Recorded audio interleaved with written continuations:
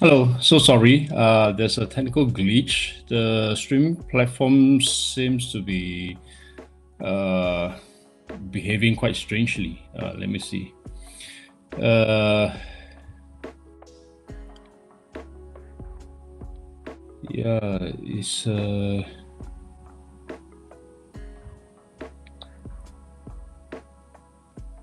not even behaving properly.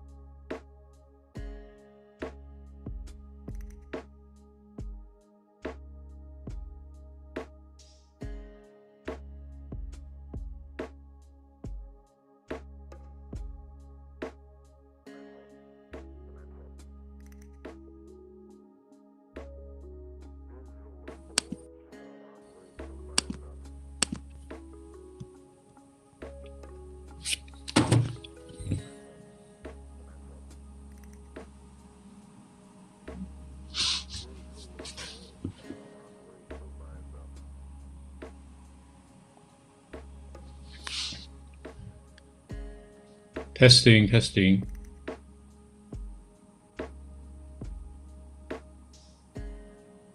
testing.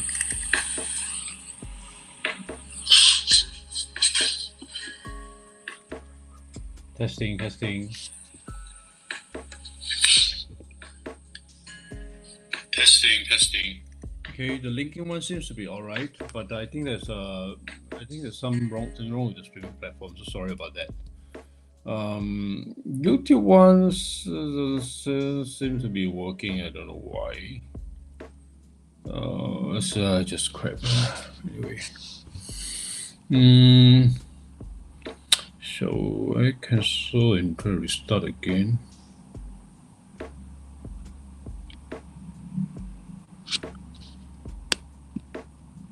Let me see whether I can make the YouTube one work.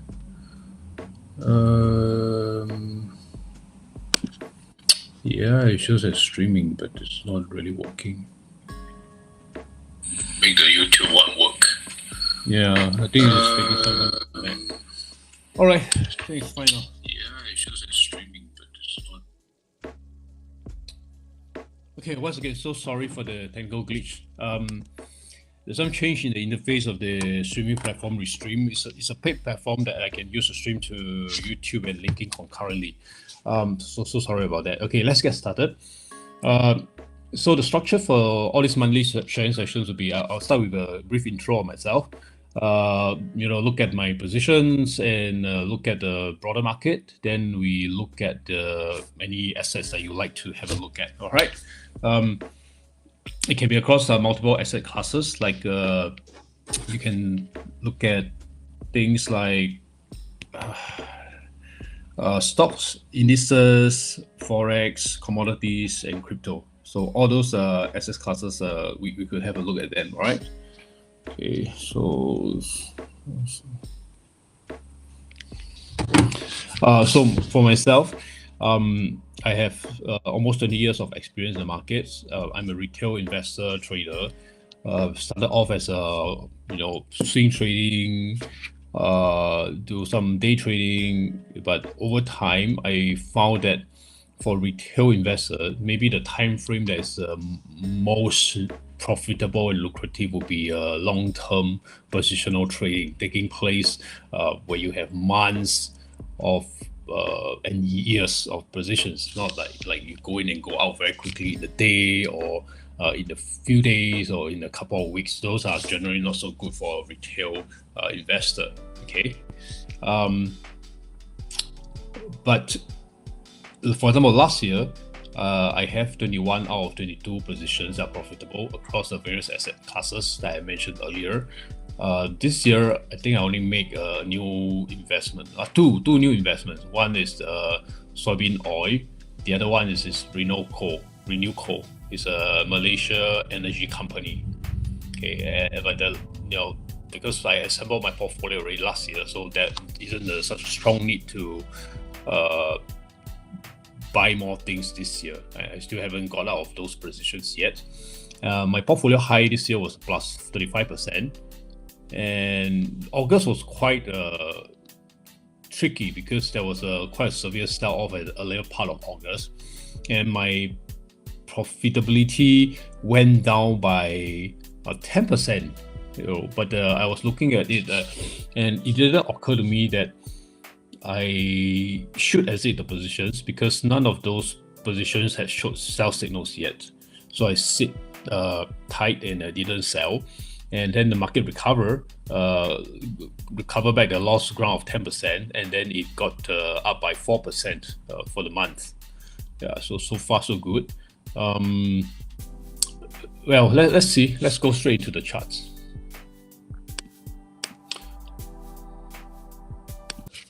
Off the music. I'll share my screen now. I used to use TradingView. I used to use Yahoo Finance, but recently they have been forcing people to use the new interface, which is very bad in my opinion. So in order not to be forced into using that bad interface, I'm going to use TradingView. Okay, I'll share my screen now.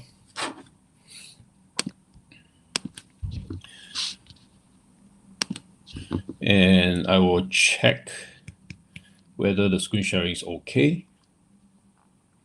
Once again, apologize for the technical glitch. I don't know what's going on with the. And I will check. Okay, the screen sharing is fine. The screen sharing is okay. Okay, screen sharing is fine.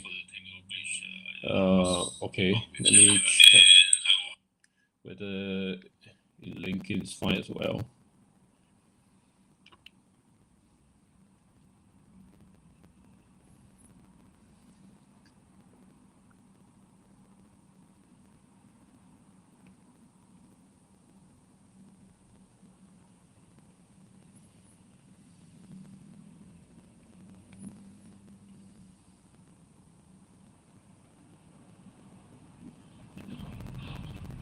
LinkedIn is showing the event will start soon. I don't know why.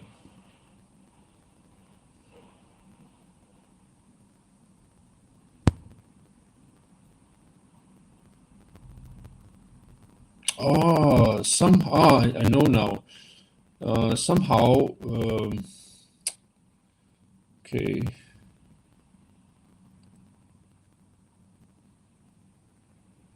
Okay, somehow it's not connecting to LinkedIn. Okay, then what I need to do is post a note to the original event. Post a note to the original event so people know where to go to.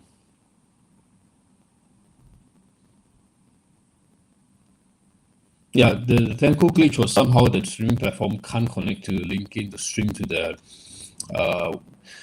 pre-scheduled event for some reason. It just can't do that. At the main setup page it shows that it's there, but when you actually stream, it doesn't connect there. It's just so strange. Okay, there is a technical glitch with the streaming platform.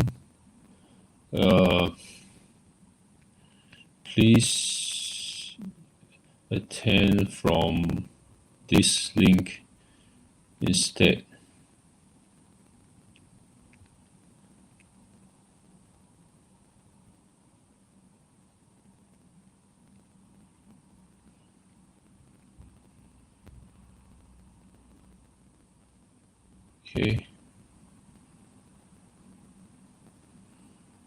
Okay, so I posted a link there.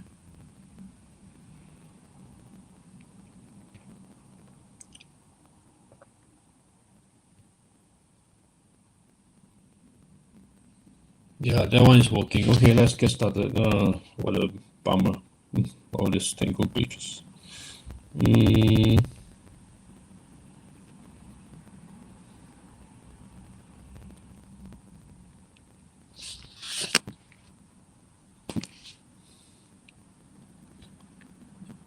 let's get started. What a bummer. All these Tango glitches. Testing.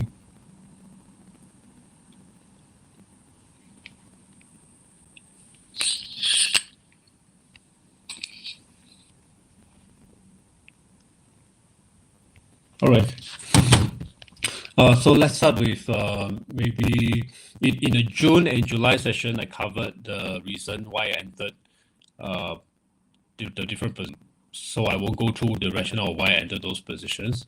Now I just go straight into the status, how good they are, and so on.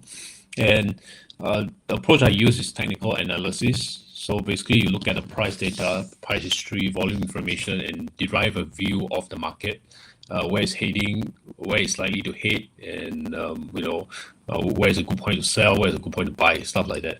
There are probably three categories of how we tackle the markets. That applies to institutions as well. The first will be what I'm doing, technical analysis. The other will be fundamental analysis, which you look at reports and you try to understand by digesting a huge volume of reports what's going on with a sector, a company, its management, its profitability, its future earnings projections, and so on. Then there's the other part that's called quantitative analysis, like Jim Simons and his Renaissance Technologies. They use quantitative analysis, and that's a common approach by hedge funds and institutional traders and portfolio managers, like the investment banks.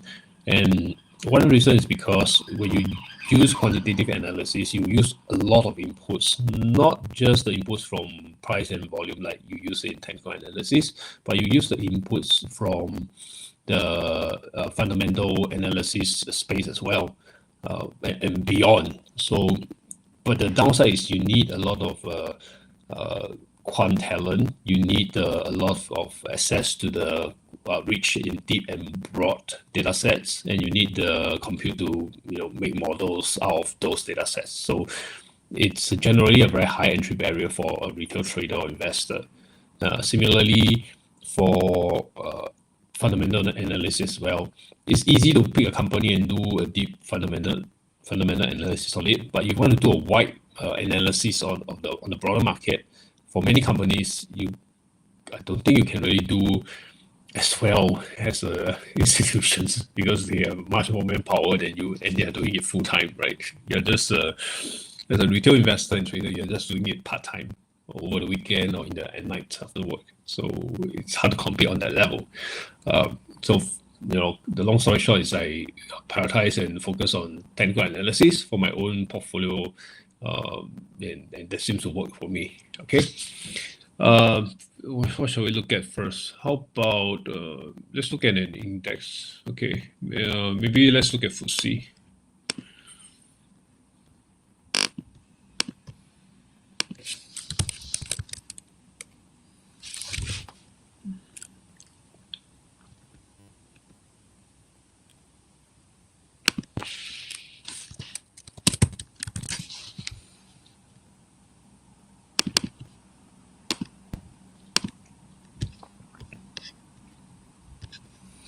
All right, so this is my chart of FTSE 100. So let's change the time frame to monthly chart. Right.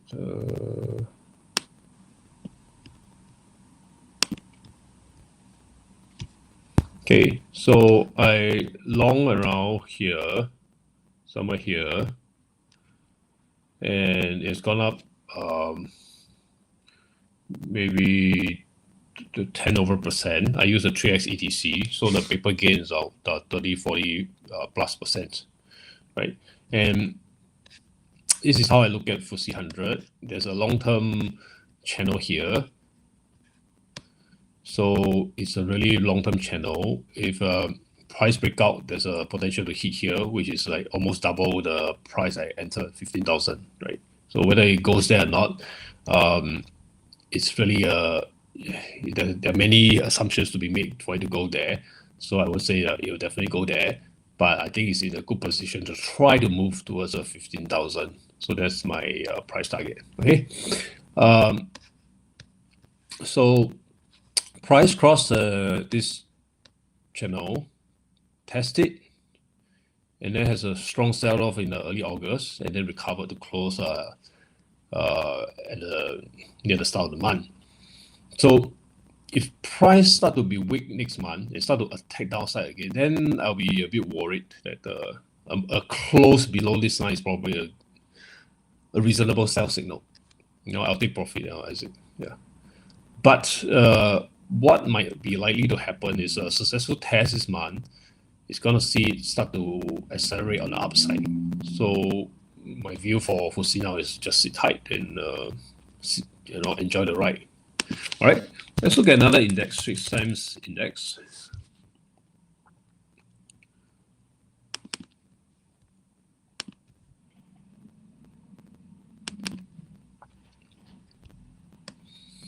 So again, this is a monthly chart. There's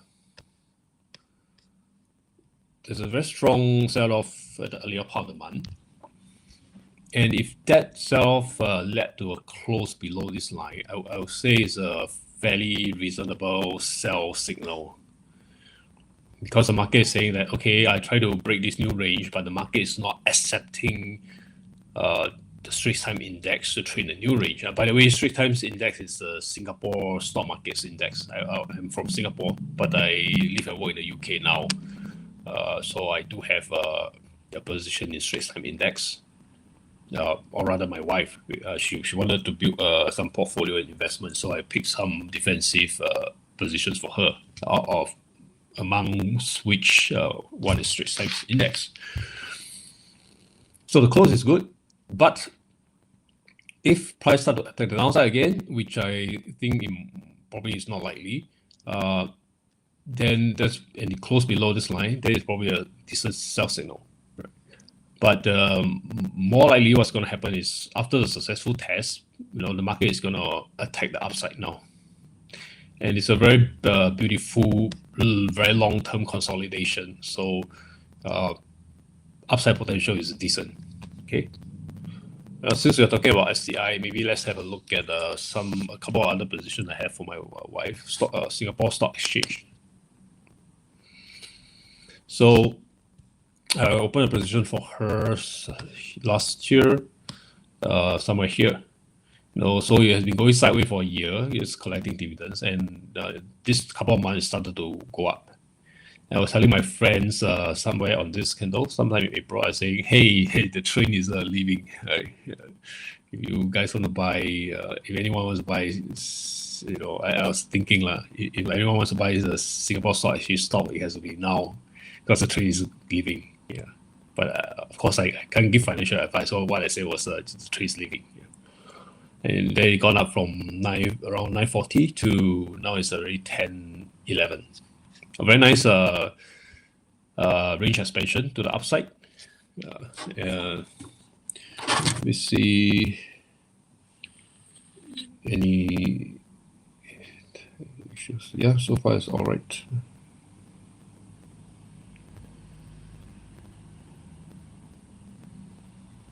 Okay.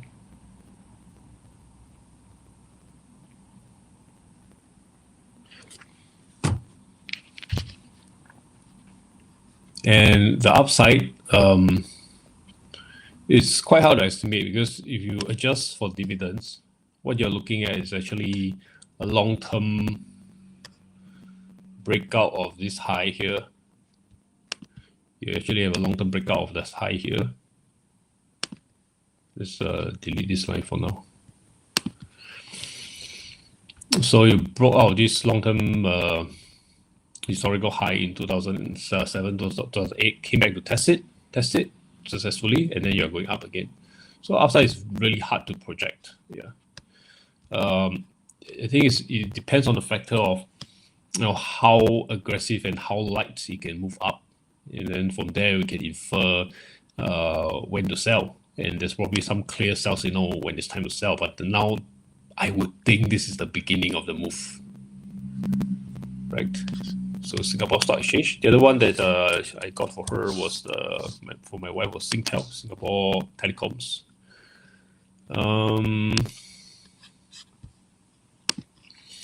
So if you refer to the July markets review, I'll share with you why I bought it last year.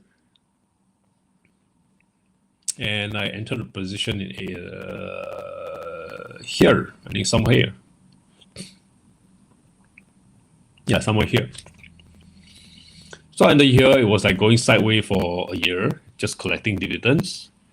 Then suddenly, in the last 3 months, it started to shoot up very aggressively and goes up a lot. And that's actually very good, for defensive positions, like making 30. So how much is that? It's quite good, but I think it's around 30. Yeah. Let me see. So my closing point is 313. 254. It's already 23%, excluding dividends. Including dividends, will be 30 over %. So for a very defensive position with limited downside, I think that's a very good gain. Yeah. Yeah, it's sort of like playing out in the ideal scenario that you can play out. Yeah. So this is a channel. We have another channel here. So in the past few weeks, price tried to break down to go back below the channel, but that was rejected. And you go up again, then you test it, and then the test was successful, and you have a huge buy up because the people are the market is bullish on the stock. So what's next? I think it's fair to say that if the broader market allows, Singtel is going to hit this line. It's about 368, right? So about here, it's going to hit this line. But sometimes when price hovers around a target price and you just can't hit it, then it might mean that the insiders and the smart traders and investors are already selling and disposing of their positions. Some other ways which it could play out could be cross a line and then fail breakout to go down. I would say if you cross the line, I would try to sell as high as possible, and I will assume the breakout will fail.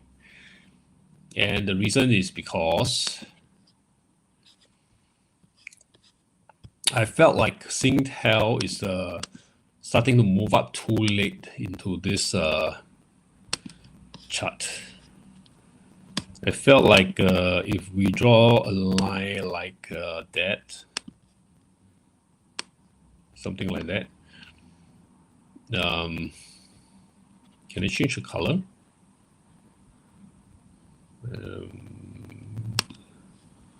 Yeah. So let's say I use orange line.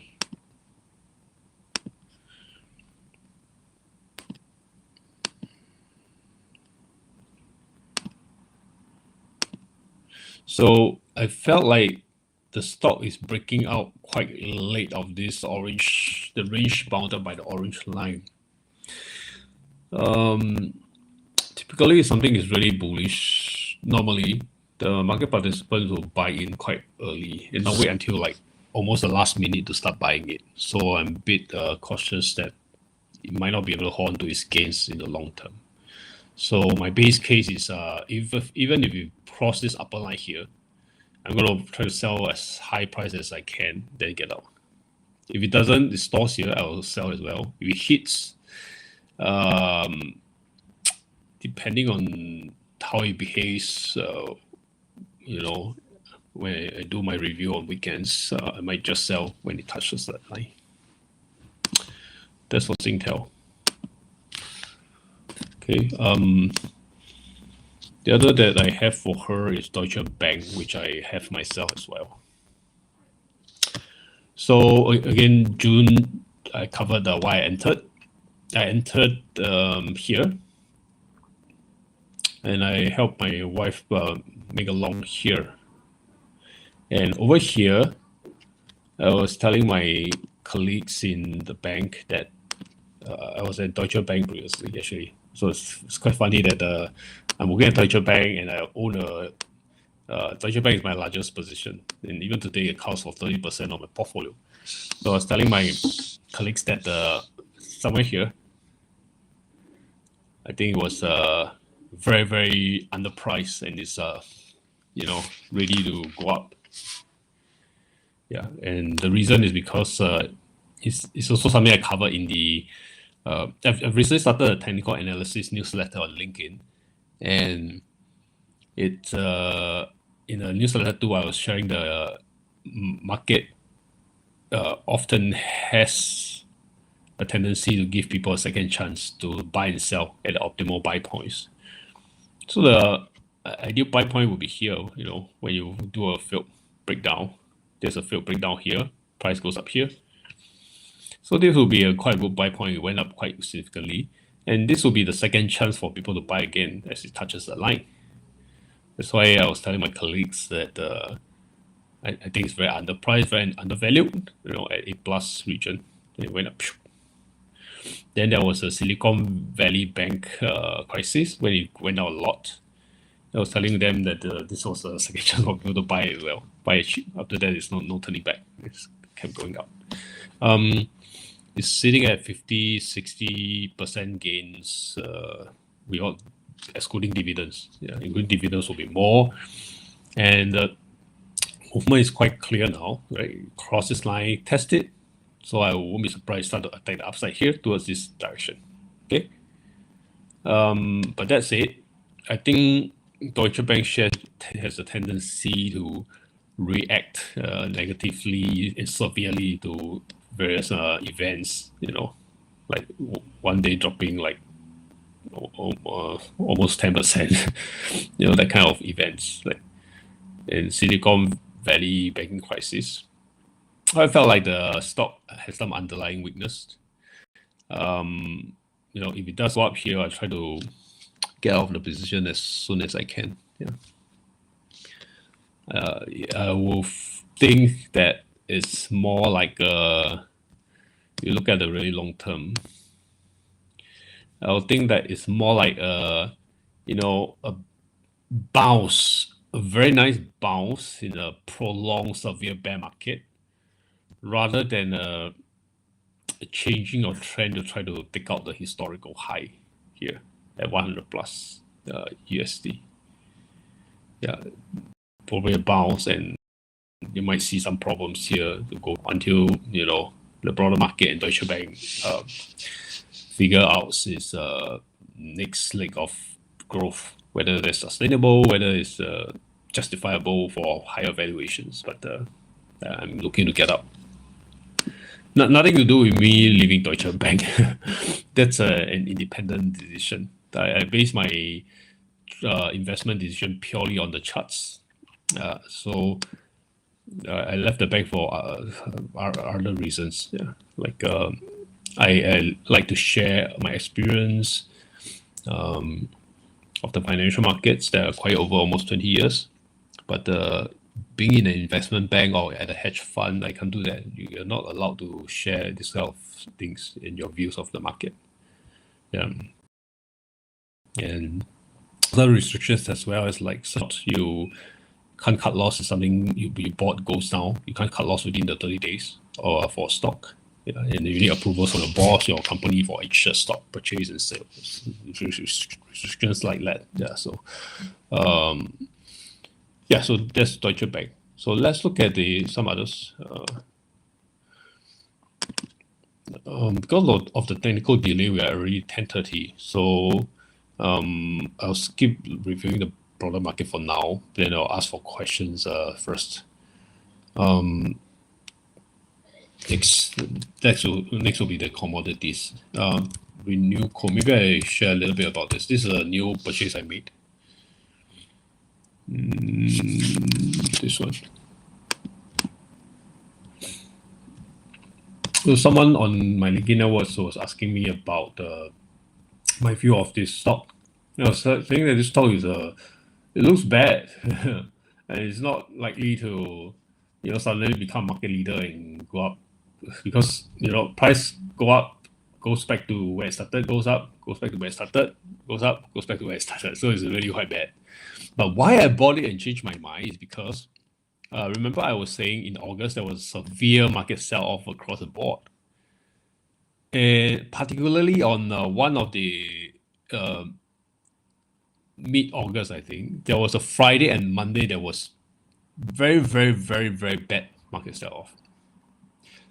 But this stock is holding well. It's not selling off. It's holding steady, right? So it shows me that the sellers are dried up already. Basically, there are no more sellers. So I thought, the probability of it going down much more versus the probability of going up a lot, it's fine. Even if it go bust, I think they have some liquidity problems, and recently they changed a CFO. So even if it go bust, it goes to zero, right? But if it just goes back to test this line, that's like 60 time gain, the upside is like 60 times, but the downside is just zero, right? You lost your risk is 1, but the upside is 60 times. So I thought, okay, let's do it. Let me enter this position then. Yeah, so you just go on to retest this line again. Yeah, it's gonna be huge. Yeah, but anyway, it's not a small position, but it's definitely not a large position amongst my holdings. Okay, last one would be Deutsche Bank. Yeah, I have maybe more than 60%, more than 50% of my holdings are in commodities now. If you take FTSE as commodity heavy, then maybe 60%. Let's look at the commodities.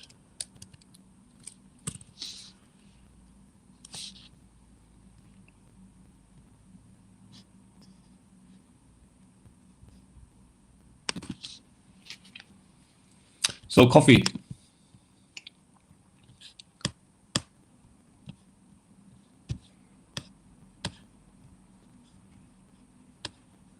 I covered this in the June market review. Why I entered here. So basically I entered here. I used a 3x ETC, so it has gone up by 200%. So it's the value of the position has become basically triple from when I entered. So how is it looking? So now this is a very long-term consolidation, and I think coffee is trying to break out here to this new range. And price is closing above this line for the month. So if price close below this line, subsequently, I think there's a fair sell signal. But until then, I'll continue to sit tight and enjoy the ride. Okay, coffee. Sugar. Sugar is that one losing position that I mentioned this one, earlier. So I bought here as part of building a commodities portfolio, and I don't think I can cut, because if I cut and it goes up, then I buy back, I think the company compliance might be unhappy why I keep going in and out. Anyway, I just kept holding it, and I think it's in a good position. This is a resistance turn support line. It's fun building a base now. I think it's in a good shape to go up. Yeah, probably sugar has bottom in my view. So anyway, I just keep holding.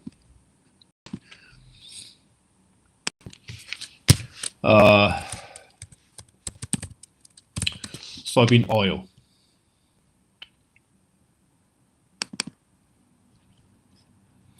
So I entered somewhere here. It went up 10%, then it go down to flush out the weekends. I'm just still holding. Very nice close for the month. Won't be surprised to start to form a base to attack the upside subsequently. Okay. Gold.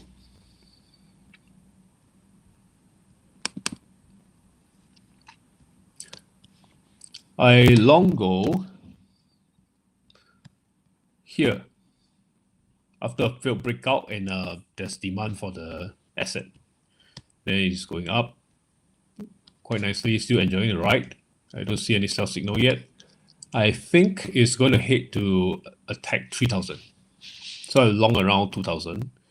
It's on the 2x ETC, so it's sitting around maybe 40+% gain on paper right now. I think it's gonna attack this 3000. It's quite a clear shape, right? Rising wedge, right? Attacking here, I think. Okay, so I'm holding. Copper.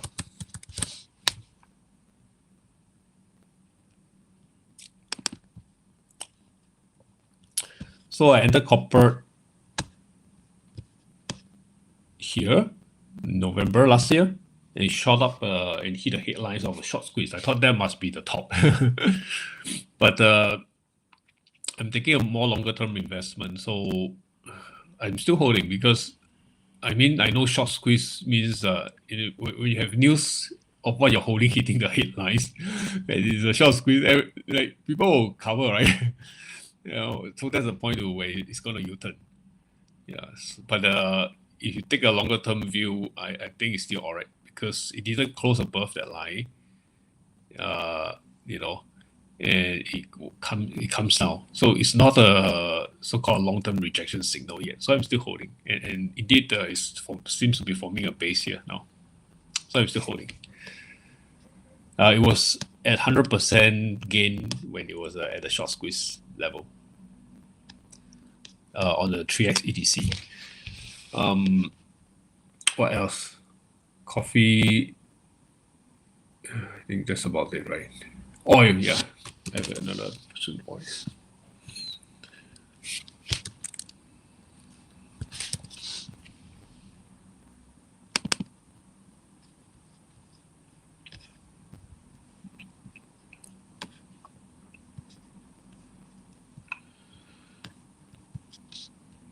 It's on a 20+% gain on the 2x ETC. I long here last year in March. Then it's basically going sideways. But the reason I have longed it is still valid. The reason is that it's no longer respecting the downtrend channel. I'm not sure whether I can draw here.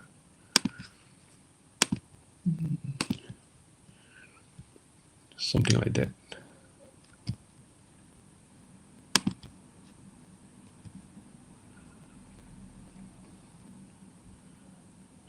Something like that. So it's no longer respecting and attacking this downtrend channel. So I thought the trend has turned up. You have a sharp up move, but you're not losing ground. If you look at the bigger picture, you're not losing a lot of ground, right?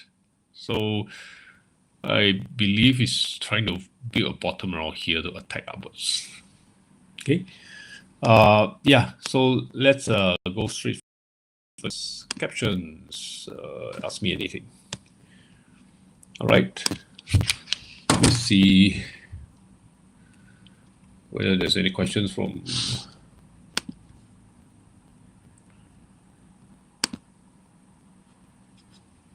the different channels. Okay.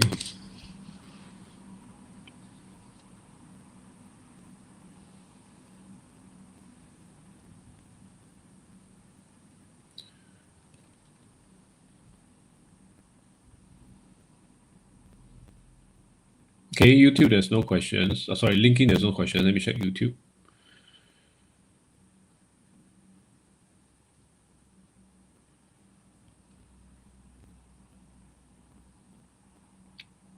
Let me check YouTube.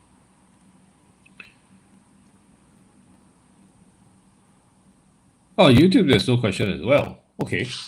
I thought a couple of participants here today. I thought Mayuran is here.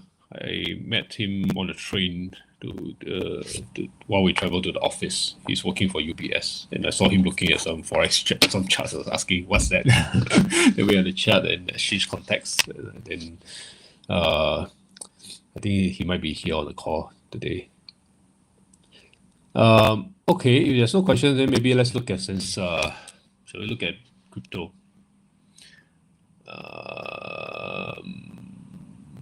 No, maybe before that. I just want to comment that I've started a weekly newsletter on technical analysis.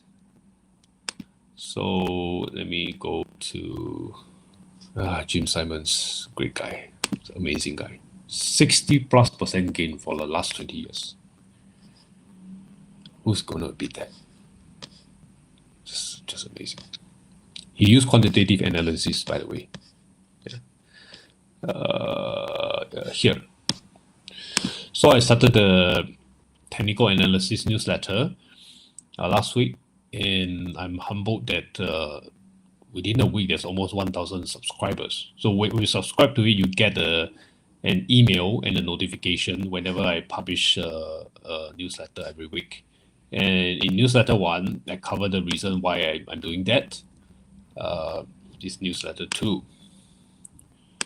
You can find it from my LinkedIn profile page and subscribe if you wish. In newsletter 1, I cover why I'm doing that, largely because I become better and I learn through sharing as well. I have to crystallize my thoughts and I have to answer questions. So sometimes there are gaps in my thinking, and they get poked and challenged. And I can give a real example. For example, I have about 9 guidelines on how to navigate the market, but over the months it got reduced.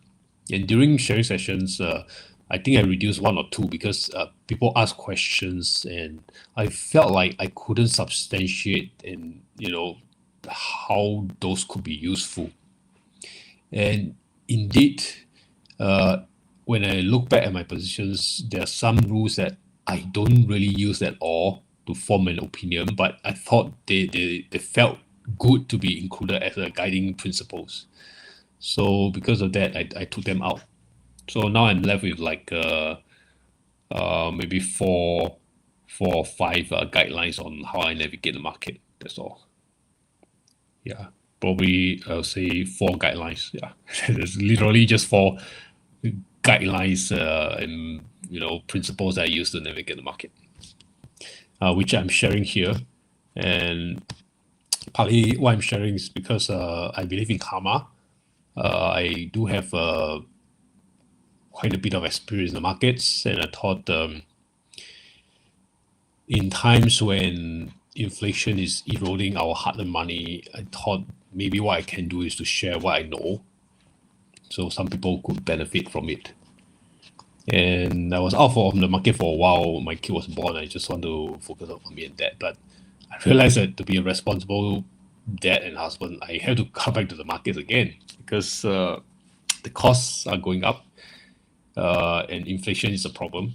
And I just can't, if I have this skill, I should just use it to make money. Yeah.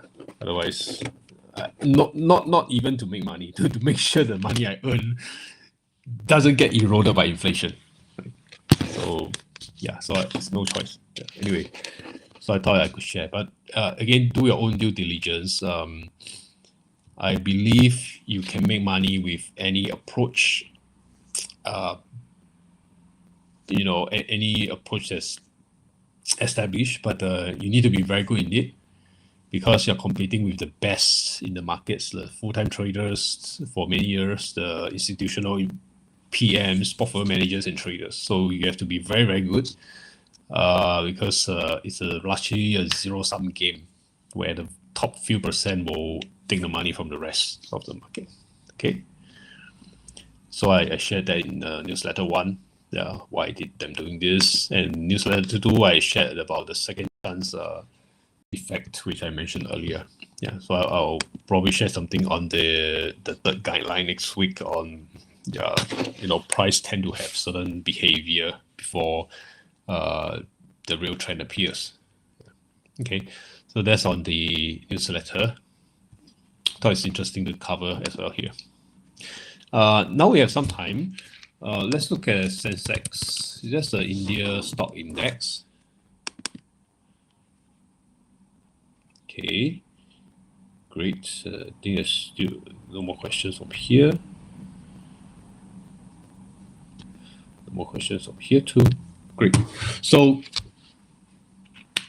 I think in December last year, I start to have a view that I think the India stock market will top this year. You'll find a top this year, and I sort of share with my Indian colleagues, just be careful about investment in the Indian markets.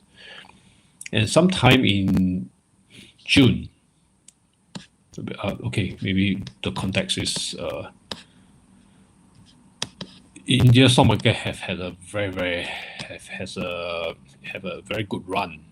From it's gone up like 800 times in the last 50 over years. 800 times. Can you imagine that? Let's maybe look at the last 20 years. It's gone up 20 times, the index, 20 times in the last 20 years. Can you imagine that? Then let's say you look forward to a closer time frame. Just in the last 4 years. In the last 4 years, it's gone up 2 over times. Right? 80,000 plus, where it was 28,000. I mean, the expensive assets can get more expensive, yes, no doubt. But what you can infer from such a large up move is that there are a lot of profitable positions in the market, right? And this is the predominant shape I'm seeing. But what's worrying is here. Lips.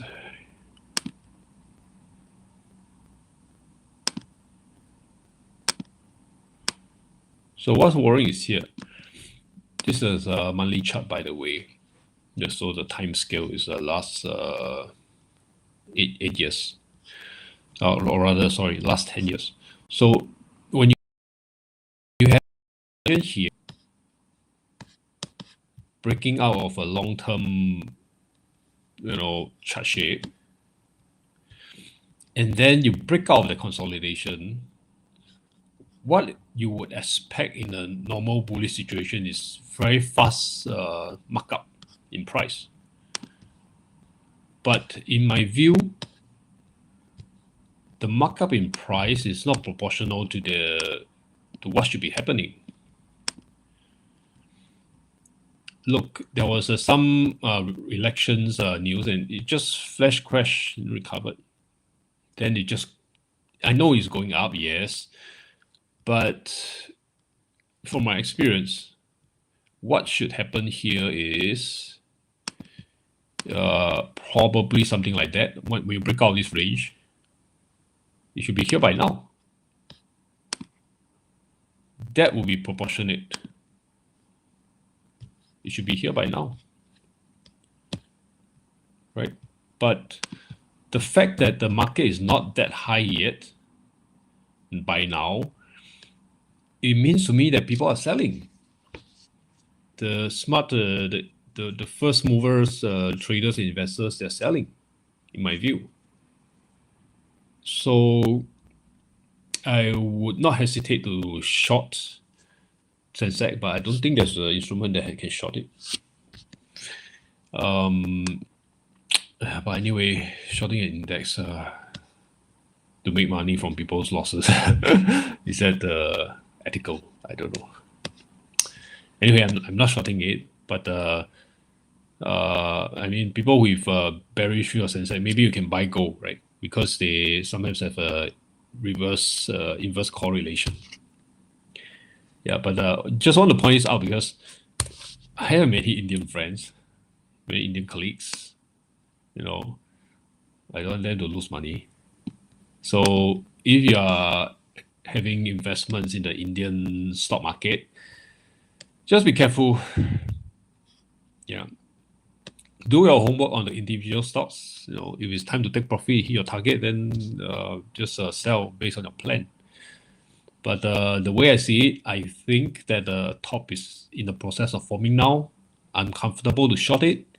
And I think the probability of an upside, a huge upside versus a huge downside of 25 to over 40% correction, to even here, or I think is the chance of a big drop is, in my view, much higher than the chance of a big upside.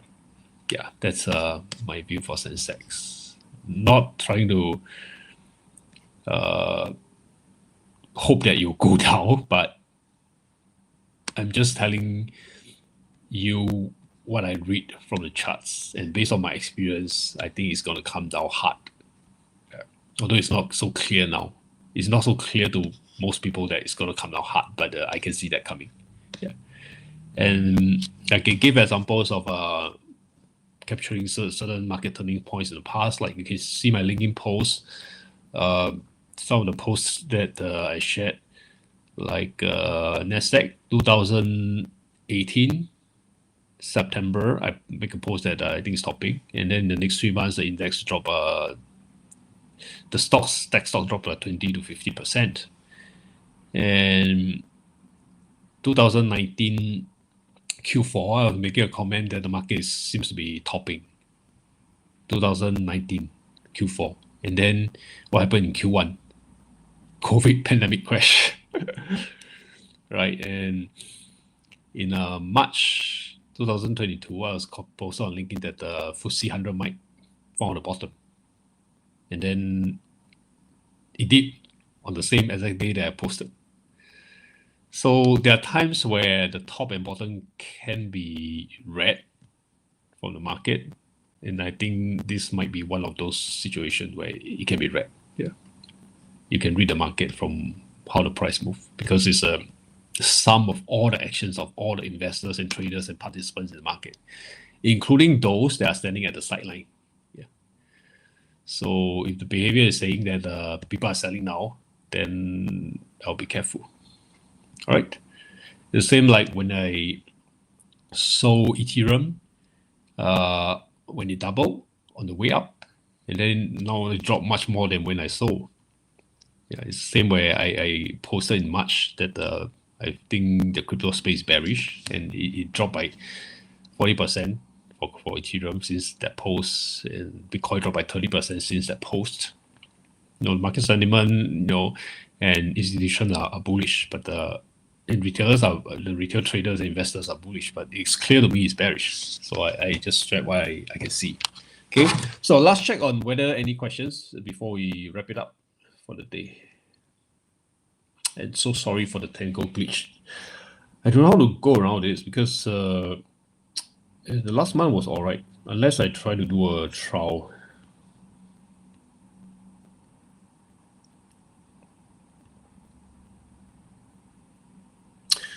Maybe I can do a trial, but then you'll really post an event, so I'm also not so sure. Yeah. Okay, I think the linking page has hung. So let me open again.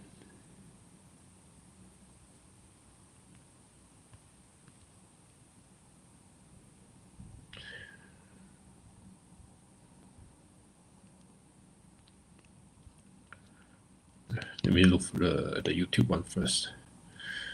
YouTube one seems okay, no messages, right?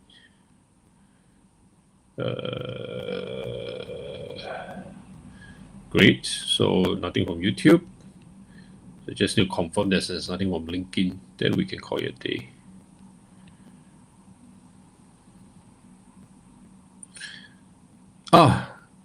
Somebody asked, Ronald asked for AXX. Okay, let's have a quick look.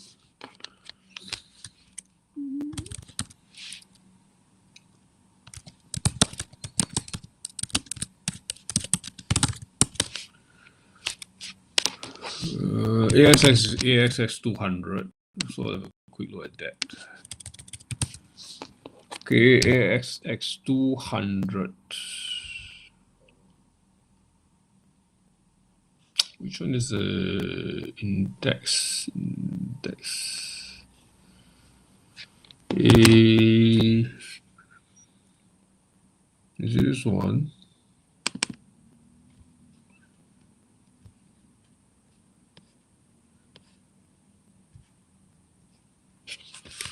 This is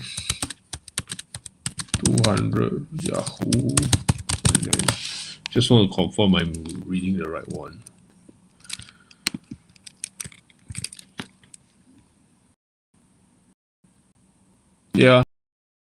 so there's this one plot. Okay, so that's one question here. See whether any more questions.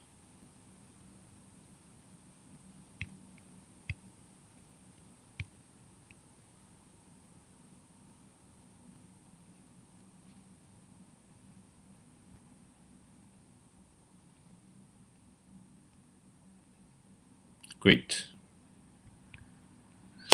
Let's go through this. ASX is the Australian stock market. So let's look for dominant features on the chart. I think this is probably the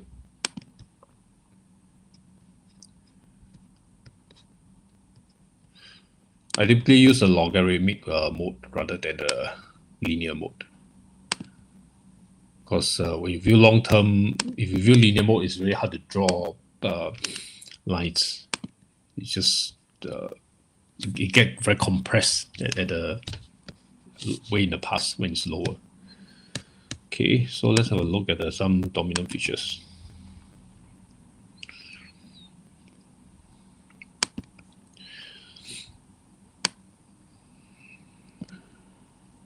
So largely speaking, you have this.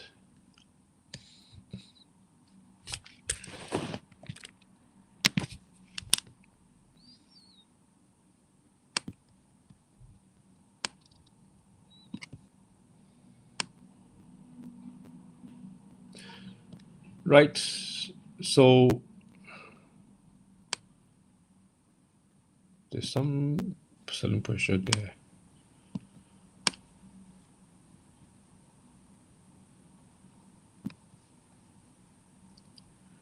Okay, I think largely speaking, you have a situation where on the really long term, there was a crash in the COVID pandemic. It recovered, so it's on a bullish trend, and it broke out of this pretty long-term resistance line as well. And then you come back to test it heavily. You go up and come back to test it heavily and close at the high. So it is irrefutably bullish now, but you have to watch out whether in the coming months start to attack the downside here again. Particularly if you try to close below this line. I think if it closes below this line, it's probably a fair sell signal for the month. Close below this line for the month. But it really depends on your individual stock as well. You could have a review at your own portfolio and see whether it makes sense to exit those positions. But if a monthly close for ASX below this line, I think it's bad. When it starts to attack downside again, I think it's bad. But in all probability, it might start to attack the upside aggressively because there was a successful test here in the last month here. So it might start to attack upside. I'm bullish. I won't enter this because I already have a Straits Time index. But I'm bullish and I would rather long than short this right now. But I'm not because I already have my long positions in FTSE 100 and Straits Time index. So this, my capital are fully committed. So it's fully committed. So I won't long it. No. Yeah. So that's my view. Let me see. I think we could call it a day.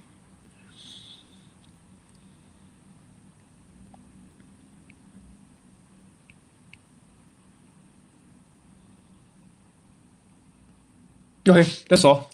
See you guys next month. The one for next month should be on the month end. So it should be on probably 29th September. There's 30th September on Monday, but that's fine. We miss that one day for the final closing for the month, but that's fine. We could still get a good sense of where the market is heading by then. Yeah, 29th September. All right. Thanks for joining. See you guys.